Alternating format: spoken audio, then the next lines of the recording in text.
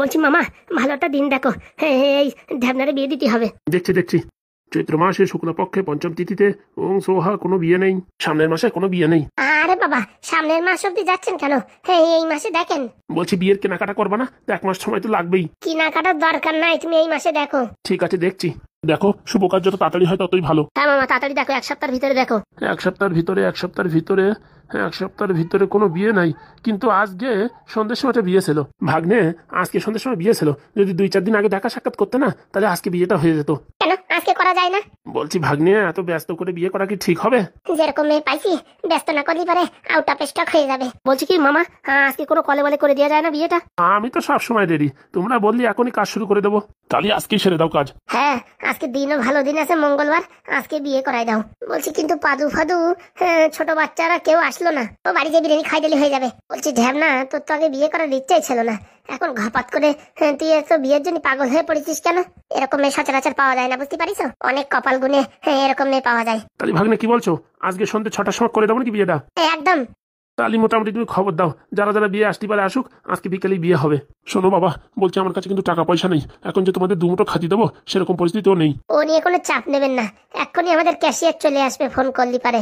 মানে কি বলছো, মেয়ের বিয়ে দেবো তোমাদের কাছ থেকে টাকা নিয়ে? আরে তোমাদের আর আমাদের কি, এখন আর তোমাদের আমাদের নেই, সব হচ্ছে আমাদের। দেখো তোমরা যেটা ভালো বোঝো সেটা। আমার বন্ধুর বিয়ে, টাকা সব খরচা করবো আমি। বলছি হ্যাঁ কাকা, আপনার কোনো টেনশন নেওয়ার দরকার নেই, সব খরচাপাতি আমরাই দেবো। বলছি সবাই খেতে আসো, রান্না হয়ে গেছে। চোখে চোখে কত কথা। বৌমা, হ্যাঁ আসি আসি। বিয়ের আগে থেকে বৌমা বলছেন? আরে বৌমা, বিয়ে আজকেই হবে। হ্যাঁ হ্যাঁ, আজকে বিয়ে। আমি যে বললাম আমার বিয়েতে আমি রান্না করবো, তাতে সমস্যা কি? একদিক দিয়ে মন্ত্র পড়বা আর একদিক দিয়ে রান্না করবা, কোনো সমস্যা নেই। বলছি বাবা, বিয়ের আগের তা তো দেখো না, এদিক তাকাও। আপনি আপনার কাজ করেন, আমি আমার হবু বউরি দেখছি। ঠিক আছে, আপনারা যেটা ভালো বোঝেন সেটা করেন, কিন্তু রান্না হয়ে গেছে, সবাই খেয়ে যাও। বলছি বৌমা, এত ঘপাত করে এত মানুষই রান্না করে ফেললে? আরে বাবা, তোমার কি বলবো, সেদিন বললাম না শ্রাদ্ধ বাড়ি একা রান্না করে 1,500 টাকা পুরস্কার পাইছে। যাক, একটা দুশ্চিন্তা গেল, বিয়ের পরে একটু ভালো মন্দ খাতি পারবানি, ও নিয়ে কোনো চিন্তা নেই। আপনারা খালি জিনিসপত্র এনে দেবেন, দেখবেন কারেন্টের মতন আমি রান্না করে দিচ্ছি। আমার নাম ঢেবনি, আমি অত ভয় পাই না কাজ রে। চলো চলো, তাড়াতাড়ি খাওয়া দাওয়া করে তারপরে বিয়ের জোগাড় যন্ত্র করলেই হবে।